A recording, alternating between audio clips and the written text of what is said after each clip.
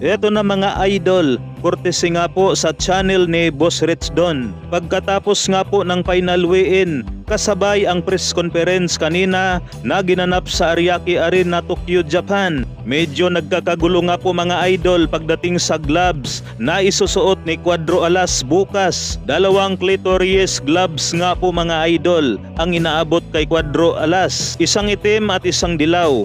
At ayun nga kay Cuadro Alas mga idol ay ayaw niya dito sa itim dahil makapal daw ito. Ang gusto nga po ni Cuadro Alas ay ang kulay dilaw dahil manipis daw ito. Matatandaan ang dalawang laban ni Nonito Donaire sa Japan mga idol kontra kay Naoya Inoue kung saan ay naging matunog ang isyu sa gloves at muli na naman itong naulit kay Cuadro Alas. Mabuti na lang mga idol ay medyo naharang dito ni Papsi Kultura. Pero tingnan pa rin natin bukas mga idol kung ano ang isusuot na gloves ni Cuadro Alas. こういうスタイルですね、ヒーローじゃなくて、なんかこれはちょっとkasi kapal na eh. これのAno niya eh. こういうgusto mong style na ganito.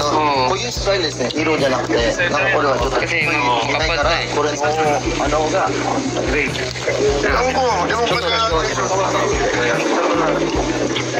重さがなんだけど、bukas naman daw kasi ayusin daw.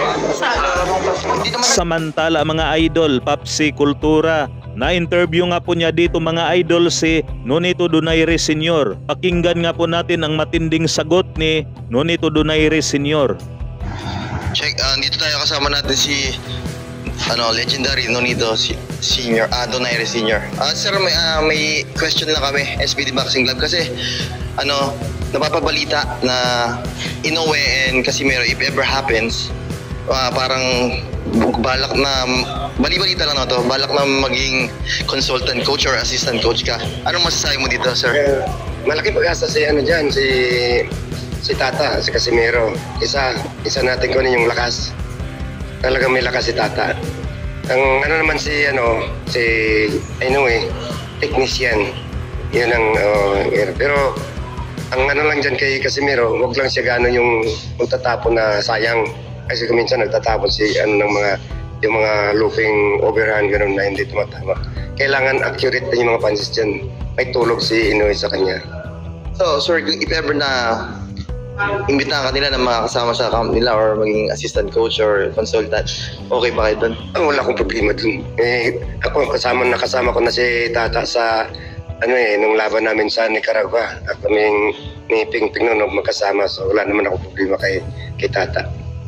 So if ever Inoue makalaban, hindi naman lingid sa kalaban namin na may experience ka na makalaban sa Inoue, sir.